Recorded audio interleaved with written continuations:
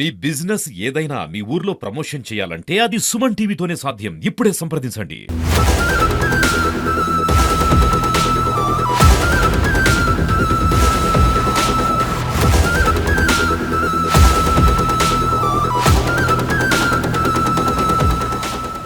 అందరికీ నమస్కారం. Hi, hello, welcome to Suman TV. నేను మీ హరి.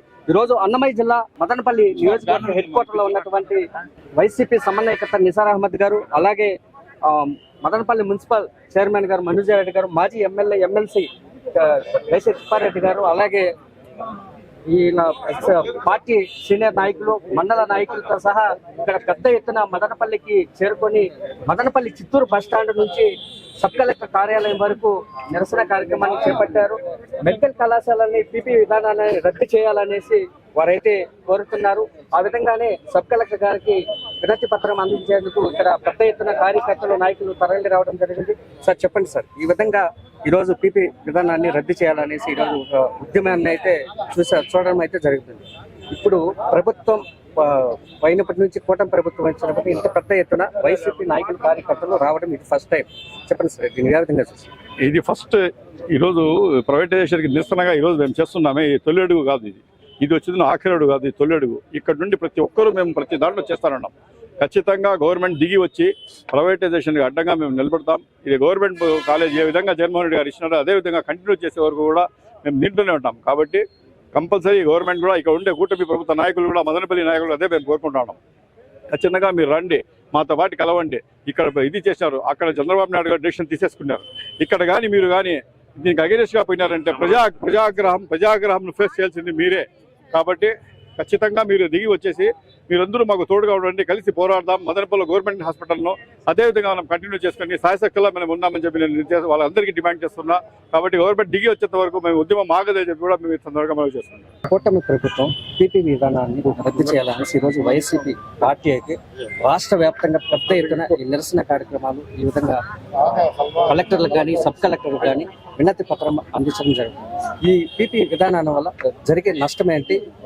దానివల్ల ప్రజలు డైరెక్ట్ నష్టమే. పీపీపీ వల్ల మెరిట్ విద్యార్థులకు సీట్లు రాని పరిస్థితులు ఉంటాయి.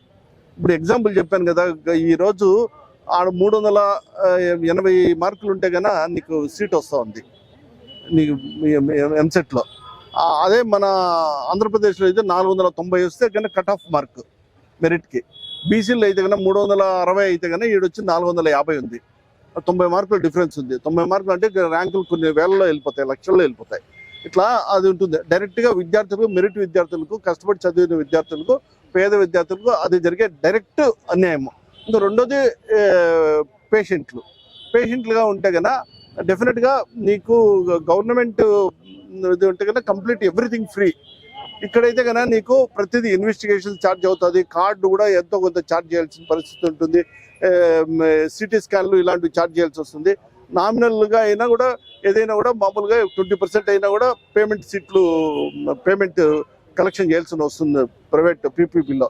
లేకపోతే వాళ్ళు 100 కోట్లు పెట్టిన వాళ్ళు దానికి గిట్టుబాటు కావాలంటే వాళ్ళైనా కలెక్ట్ చేయాల్సిన పరిస్థితి ఏర్పడుతుంది.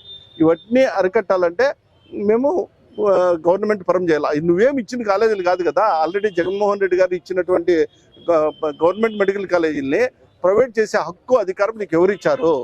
నీకు ఇవ్వలా కదా, దాన్ని మేము ప్రశ్నిస్తున్నాం. అందులో నువ్వు ఇంకోటే చెప్తున్నావు, 2.5 లక్షల కోట్ల బడ్జెట్, ఇది కేవలం 5,000 కోట్ల రూపాయలు. నువ్వు అక్కడేమో అమరావతి 2 లక్షల కోట్లు పెడతానంటున్నావు. ఇక్కడ పేద విద్యార్థులకి ఇంతమందికి నువ్వు 5,000 కోట్ల రూపాయలు పెట్టలేకపోతే ఎంత దారుణం. ఈ డిఫరెన్స్నే మేము గమనించమని అడుగుతున్నాం.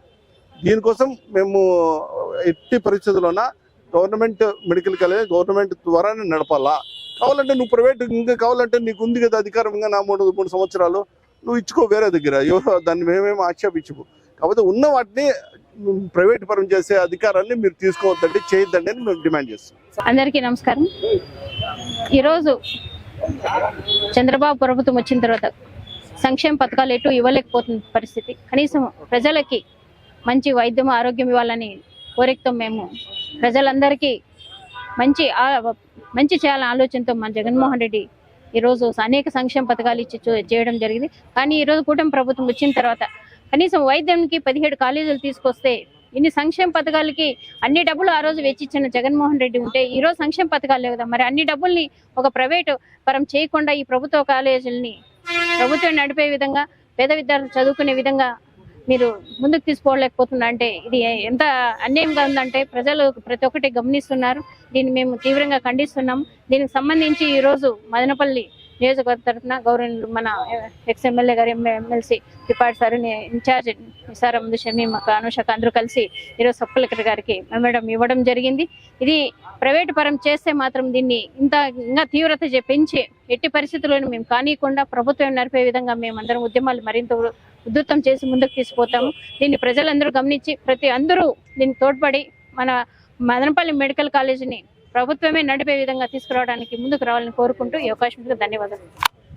ఈ రాష్ట్రంలో గతంలో ప్రభుత్వ ఆధీనంలో 17 మెడికల్ కళాశాలను గత ప్రభుత్వం తీసుకొని వస్తే కూటమి ప్రభుత్వం గతంలో 50 సీట్లు ప్రైవేటు వ్యక్తులకు ఇవ్వడానికి తెచ్చినటువంటి జీవోను రద్దు చేసే విధంగా ప్రభుత్వ స్వాధీనంలోనే కొనసాగించే విధంగా మేము అధికారంలోకి వస్తే మెడికల్ కళాశాలలు ప్రభుత్వ స్వాధీనంలో కొనసాగుతాయని చెప్పినటువంటి కూటమి అధికారంలోకి వచ్చిన తర్వాత మొత్తం హోల్సేల్ గా పిపిపి పద్ధతి అంటే పబ్లిక్ ప్రైవేట్ పార్ట్నర్షిప్ పేరుతో ఈరోజు ప్రైవేటు వ్యక్తులకు దారాదత్తం చేస్తున్నారు. అంటే పేద విద్యార్థులు ఎంబీబీఎస్ సీట్ అనేటువంటిది అందరి ద్రాక్ష పండ్లాగా తయారయ్యి పేద విద్యార్థులకు అన్యాయం చేసేటువంటి విధానాన్ని చంద్రబాబు నాయుడు ప్రభుత్వం కొనసాగిస్తోంది.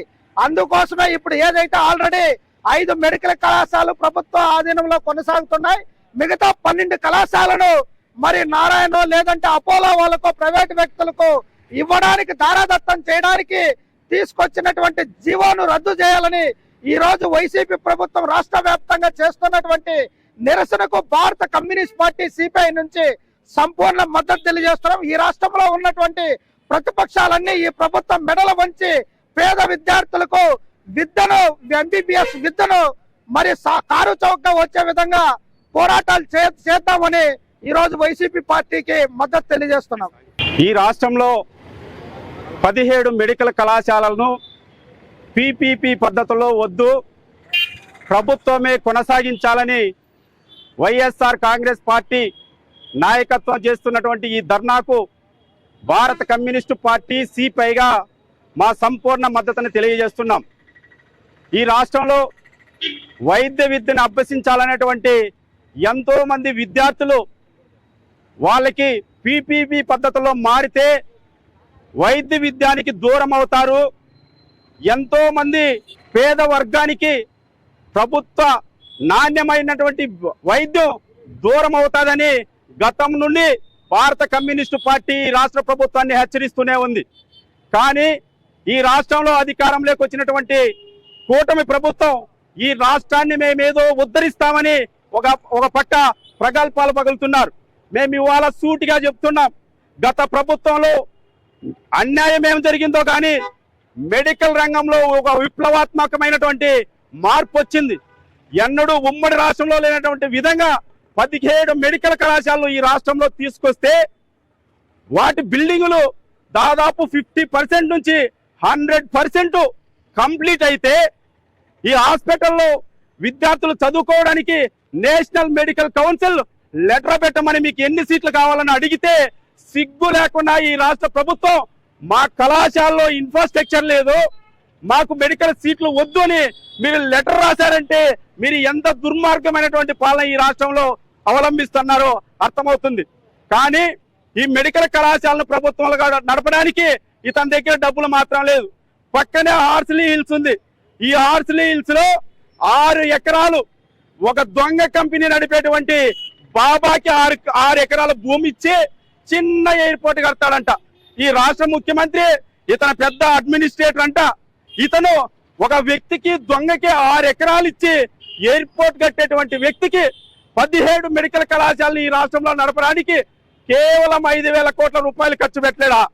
అంటే మీరు కార్పొరేట్ వర్గానికి ఆస్తులు అమ్ముకోవడానికి ప్రభుత్వ ఆస్తులను, పేద విద్యార్థులను, పేద ప్రజల వైద్యాన్ని ఇవాళ మీరు మార్కెట్ లో పెట్టారంటే ఈ రాష్ట్ర ప్రజల పైన, ఈ రాష్ట్ర విద్యార్థుల పైన, ఈ రాష్ట్ర ప్రజల బాగోగుల పైన ఏ మాత్రం చిత్తశుద్ధి ఉందో ఒక్కసారి ఆలోచించాలి. మేము ఇప్పుడు అడుగుతున్నాం, మీకు ఇప్పటికైనా చిత్తశుద్ధి ఉంటే మీరు ప్రభుత్వం ఈ 17 మెడికల్ కళాశాలను పీపీపీలో కాకుండా ప్రభుత్వంలోనే కొనసాగించాలి. మరి గతంలో